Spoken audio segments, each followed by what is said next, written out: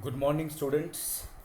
Today we will continue the first lesson of BSc second semester, part 2. Where are the Indian women's in science? In our last class, we have discussed that the women representation according to UNESCO in the field of scientific research, it is only 14.8%. In India and around the world, it is 28% women who are in the field of research and scientific development. Today we'll continue this discussion. In a society that has an inherent bias that tells women that they aren't bright enough, they tend to underestimate their own capacities and assume that they wouldn't be able to handle challenging subjects like physics, maths, or engineering. In an interview with the Life Science, Mariam Bagini, an electrical engineer at IIT Bombay, says, I have worked with electrical motors and faced no problem. Women need encouragement. It's a matter of telling girls that engineering is the same as other areas.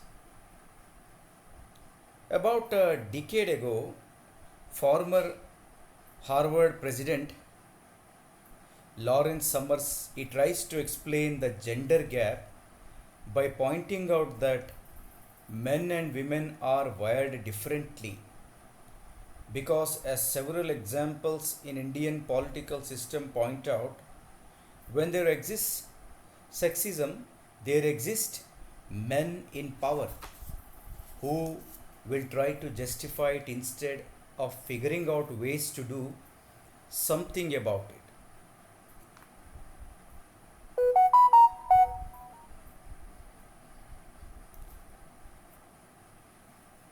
Vidita Vaidya, a neuroscientist at Tata Institute of Fundamental Research, says that this is an lazy excuse.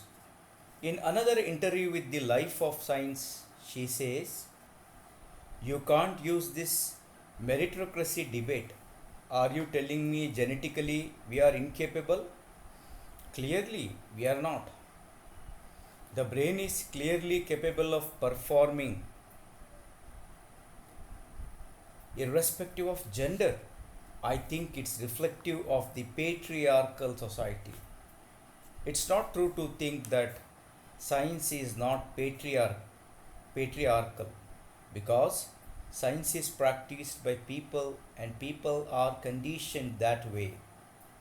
She exclusively studies the brain, so you bet she knows what she's talking about. Kavita Shah, one of the directors at the Banaras Hindu University, believes that there are only two kinds of women who can go very far in research: those who have support from their families and those who rebel against the oppression. This is because, apart from the universal challenges female scientists face at the workplace, Indian women have to tackle a specific set of problems of their own. The idea of women prioritizing a professional life is unimaginable in conservative Indian communities because it is believed to shift focus from their primary role, that of being a mother. Women aren't always urged to take on challenging courses like science and are encouraged to settle for easier options so that they can sustain themselves until they are married off to a man who can actually support them.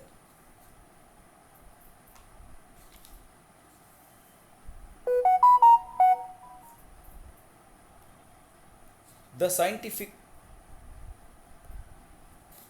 the scientific field also requires maintaining a certain rapport with authorities and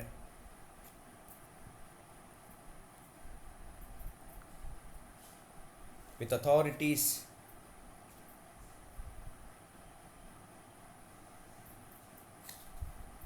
and colleagues, and it becomes essential to be part of the inner circles or the boys' club. This is sometimes a constraint in a deeply patriarchal society like ours, which views female male interaction in an unhealthy and often one dimension way. This could sometimes affect the visibility of female scientists and reduce recognition for their achievements. This exclusivity could also result in a lack of mentoring for women. Radhika Nair, a cancer biologist at the Rajiv Gandhi Center for Biotechnology, Trivandrum, she believes that the problem isn't insurmountable. The problem can be solved. In the beginning, a woman may have to be ready to work twice as hard, but at a point, it becomes a level playing field. There are boys' clubs, but I don't care about that. I have been lucky to have had mentors and guides who don't look us as a women but as a scientific colleagues. That's why you aim for areas of excellence, because that's where you find people like that. Students, in our today's discussion, we have discussed the famous lady scientists of our country, that is Vidita Vaidya and as well as Radhika Nair, and a scientist from Harvard University, that women should be given opportunities. Women should be treated like their colleagues, and women also in Indian settings, that patriarchal setup will not help them to proceed forward. It has been wired in their head that they are women and that they are men. So that wiring has to be removed. The brain is similar. Brain doesn't distinguish whether you are incapable of performing because of gender restraints or gender constraints. So in next class we'll discuss the final part of this lesson.